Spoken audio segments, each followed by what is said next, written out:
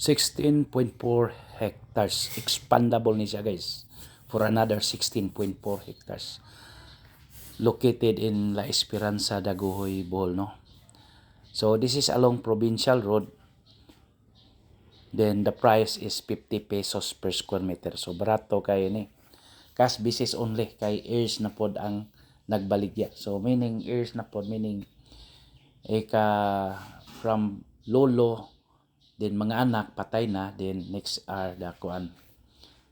Manang barato ra siya guys kay heirs naman pod ang nagbaligya.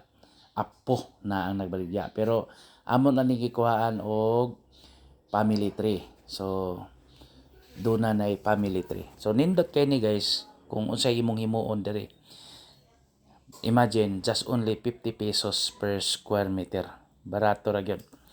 Then mga tag-iya nakuhaan na ba na mga IDs, mga na almost complete na ang requirements kay diyan tayo ma-acquire, pero for some reasons ako na lang istorya. Kung interested mo, just contact me kung gusto mong mahibalo kay magsaysay pa ta dire, long story naman.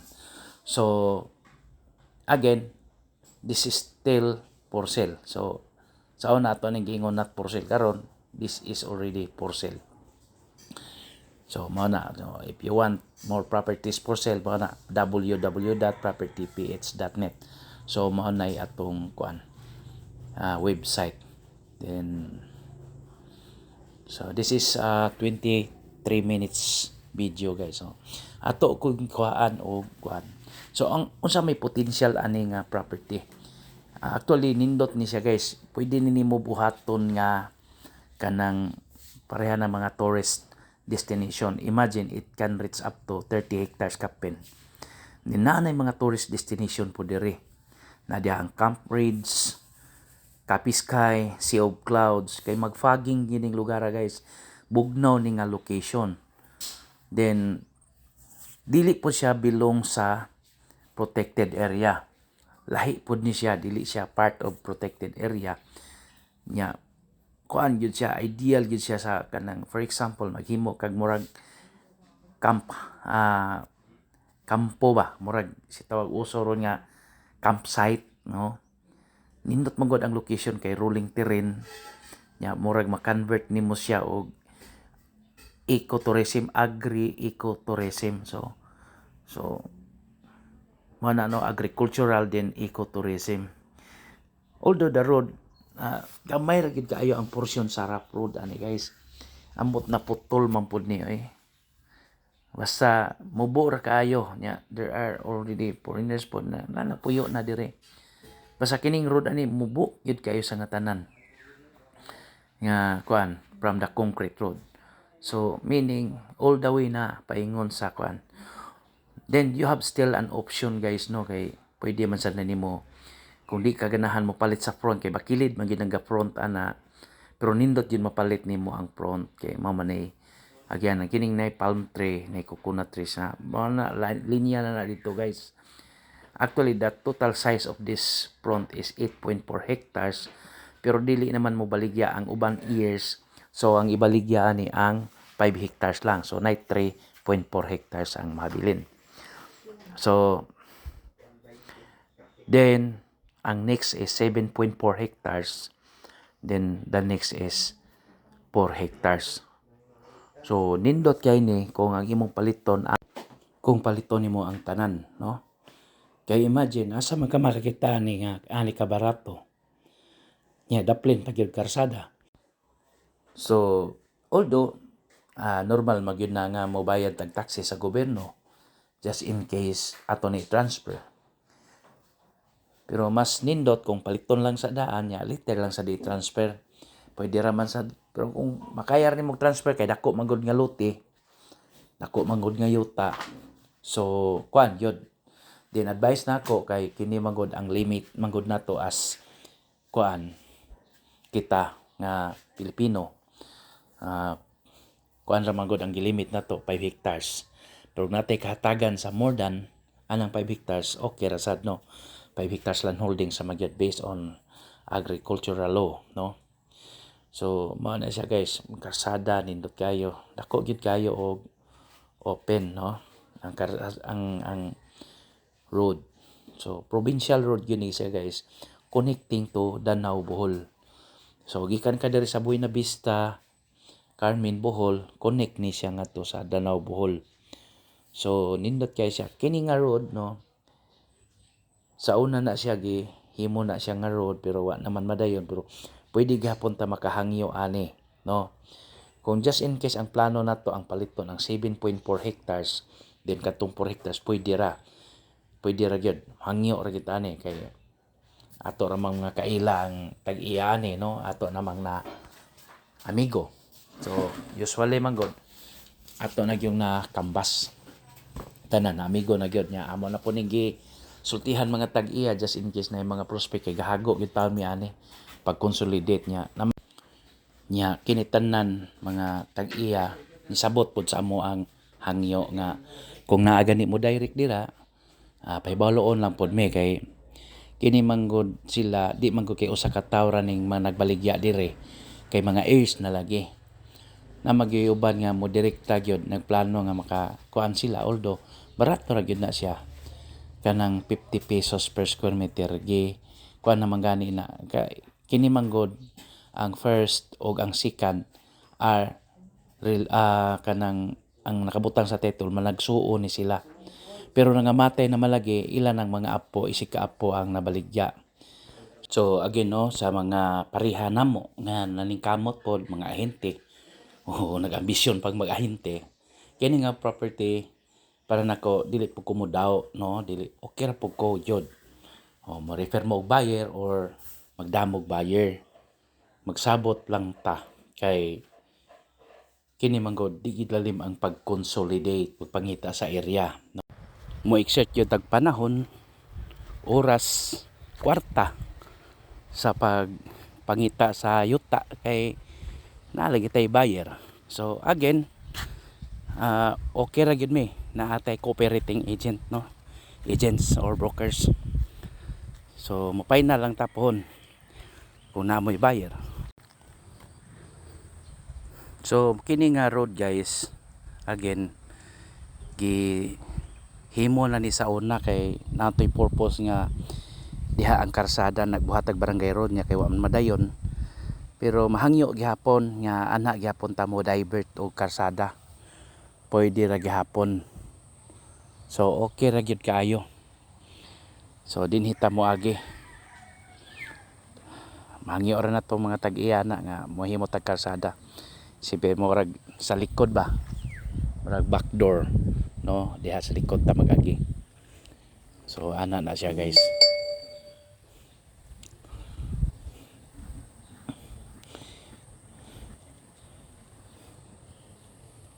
Kung sa plano na to no, possible mag gusto ta mag poultry magpigiri, siguro kuha lagi tag permit no. Pwede raman siguro pero kuhaan gyud nag permit. Pero the best diri guys kung imo ning himuon nga gitawag og tourist destination kanang campsite o kay tawag campsite kay okay kayo siya buhaton nga campsite kay number 1 naa na magud po diha ang mga campsite. I don't know, di po siguro tugutan og mga kuan diri mga poultry pigiri kay naa may mga campsite madaot man ang destination sa mga tourist. Daghan kay foreigner mangagi diri dapita kanang nga road, daghan kay mag kuan ha mag motor lang uban mag biking. So kuan na gyud kanang known na gyud ang lugar ba kay okay ra man pod ang safety, wala may history mga gipang kuan, okay ra gyud siya bisag tan-awon ninyo sa mga online or mga pana mo sa mga for example police station, okay ra ba ang location. So mao na siya. So aside from that guys no, nani mga foreigners pod lagi nakapalit diri dapita nana sa unahan na kay ako man tong mga kliyente pod. So man mo ingon jud kong naa way labot sa mga existing nga naa dito nagbalay taas bungtod naa po dito. So makaingon kita nga safe ra gyud pod ang kuan. So mao na tong gingon no, you can have option 5 hectares and 7.4 hectares. Kini katong 4 hectares sumpay maguto sa 7.4 hectares. Mao to siya nga wa jud kay line choice, imo gitong paliton ang 7.4 then isunod nimo ang 4 hectares. So maayo to kay tibuok pod mga titulo. Nya kining mga palm trees guys, pwede man nimo pamutlon kay wa may restriction ang diin ara na. Or pwede sa nimo i-preserve aron na po kay shade. Aron na po kay silunganan ba. Nindot ta kay dire kay og magtan-aw ka dito sa kalsada na siya sa ubos, pero kung maabot na ta dire nindot sad kay nag-overlooking na sad ka. So nindot jud kayo ha, nindot na jud tanan no. So again, the property we are selling is a total of 16.4 hectares. Kaya ang front, ang baligya is 5 hectares. Then the second is 7.4. Then the next is 4 hectares. So total of 16 hectares, 16.4 hectares. Then again naapay tapad ani pohon 16 hectares gyapon, sila ra gyapon grupo ha, mao ra gyapon mga years. So mas nindot kung makuha nato ni nya wa ta kay baw sa next pagyud sa 16 na pagyoy kuan makuha natong another pagyud. So dako na kaayo. So imagine asa mangitag tag 50 pesos per square meter only. So wapo gyud kay ni buhaton natong tourist destination guys. Super gyud kayo. Nya regarding sa water na ay mga gitawag nagbugwak kana bang water, flowing water ba naa sa location. Kauban na basta naa kauban sa 7.4 hectares. Naara diha. Basta mao na experience ako ni hapon nya nagfogging gyud dire. Meaning nindot gyud kayo no.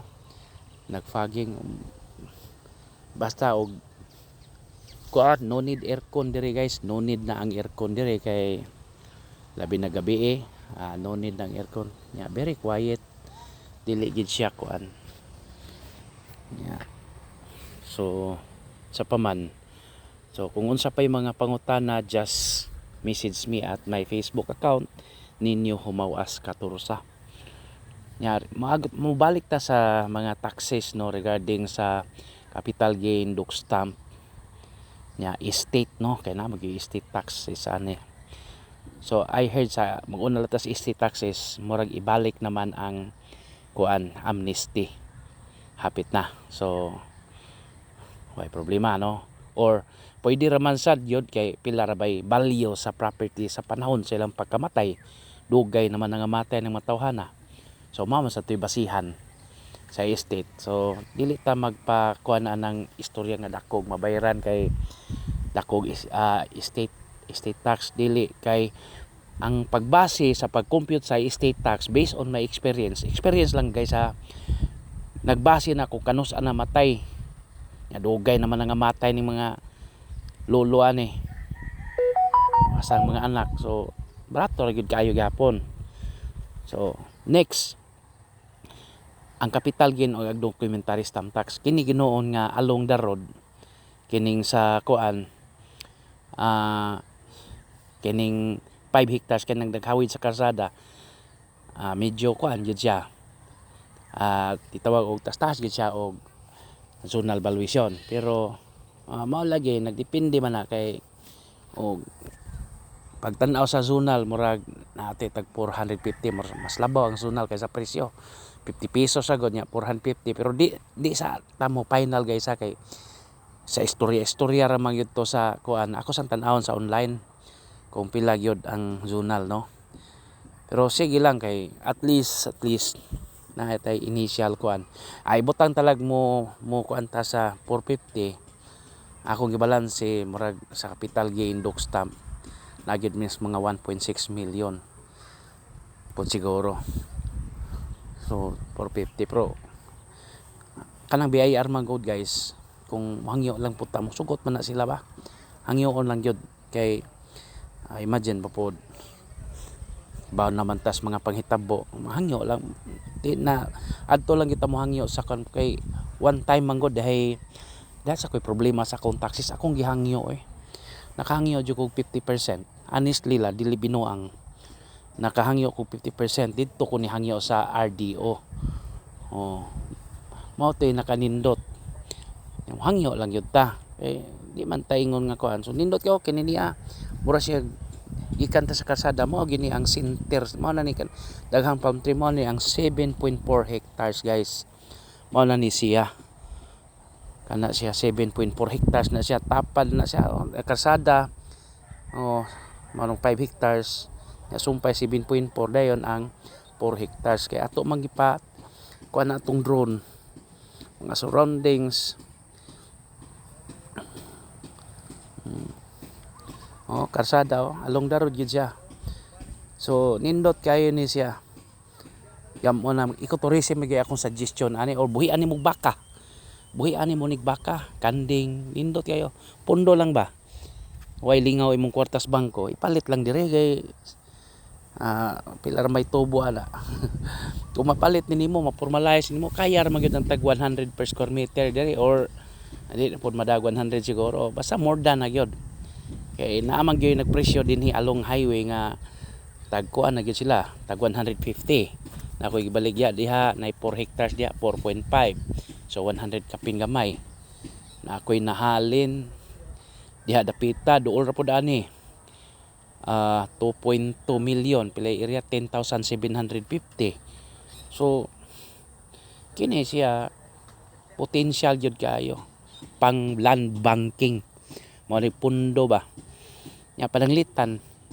daghan mo sa imong pamilya o mga amigo mo nagkasabot mo tanan o pwede ni buhaton ninyo karsada gikan sa babaw paingon sa ubos inyo na lang ning ibay section so kining balig usa ka kuan ato ning bahinon o napo mo kabuok or 16 mo kabuok magbahin ni tag 1 hektar mo di okay ra kayo so nindot kayo makakuan gyud ta kay ang Bohol man gyud honestly nag-increase man gyud ang iyang economy imagine nanay SM City Bohol so pohon nya ang Bohol quality nga dako nga mall dako walay dako diha sa Carmen mag-open karong Marso next month hapit na so mo process tag titulo guys na mahibaw gyud tag unsay mga sistema sa pag-process gyud puy dugay kay dugay magyud pud ang uban sige lang kay ngana magyud ang process di man nato control ang agency gud so mo na unsa kanindot ang atong property nga ginabaligya rolling terrain lang gyud siya in the meantime pwede sa nimo imo sa ning umahon basakan so nagdepende sa disenyo design or you just buy the whole lot later na ta mag-transfer pwede ra man na god mingon silang mapinalty na ka depende na nato kay balo na tana so kuan lang kanang importante mahurot nagkapalit mapalit lang gyud nato kay lisod ni pangitaw ni ubang mga property singon ani nga dapli karsada nya barato ra so mo na naka-advantage ano man yung bisag unsa kanang mga bugnaw man nga lugar god tanom ka diri mga klase sa pareha ng mga vegetables pwede kayo sa nga tanan pang retirement yun ang location guys hinoon katong buyer murag si ma'am siguro pa niya ma-realize muralga na magudpod siya napiki na sa oras manigbalik lang kuno kay kung naa pa ni iya ko nung paliton sigon sa istorya maniwa madayon kay kuha na oras so sige lang kay nga na yan na struggle sa to siya hunahuna sa taxes pero sige lang kay mao ganing barato mao na siya kay presyohan gyud eksakto ikarga ang taxes kaya ra ginis tag 100 pod to 150 per square meter. Kaya nagani uban tag 200 na. Basta kung makuha ni usa ka negosyante or daghang kwarta nga way lingaw, nindot kay ni siya. Pamundo ba. Natoy dako nga kumpanya diha palit pero grabe po na. Sige na lang basta mao na, no. Again, the property we're selling is a total of 16.4 hectares. Expandable up to 16 hectares niya. Wa pa ta kay baw mo expand pa gyud kay dako pa man ning kabukiran diri napita. Ya, fresh air, no. Presko ang hangin. Pang retirement, pwede ni mo buhaton og kanang mga ba nakadaghan tag mga foreigners nga gustong mo settle sa Bohol. Nindot kay dire. Himo sila ilang mga balay with their loved ones, Pilipina. Gusto po sila kanang mo kuha sila SRB, Special Retirement Visa. SRB, no, Special Retirement Visa. Pwede sila mo retire diri sa Pilipinas, nya ari sila puyo diri dapita. So mo ni ang provincial road, no, ato yung ikuhaan og kanang drone para klaro na mga silingan, na barangay, na eskwelahan. So gikan sa kuan guys, sa Carmen Town proper, no, naaras mga 10 minutes drive ra ni guys. 10 minutes drive. Doon naman kay maayo man ang kalsada. So mao nay nakanindot. See.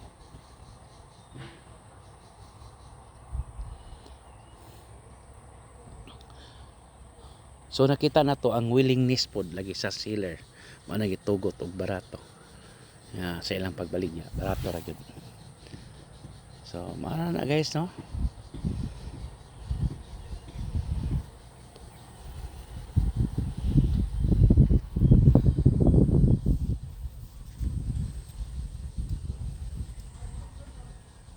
So mao man ang entrance LB.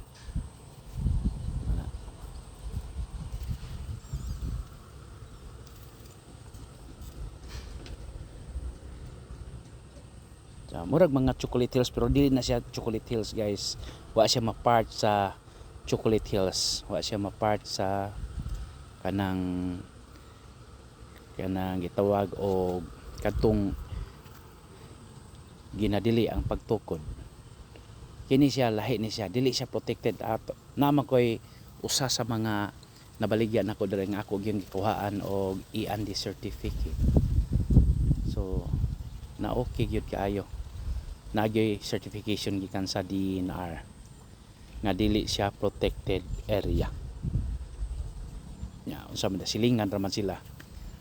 Okay ra kayo. Okay? Thank you and God bless to all.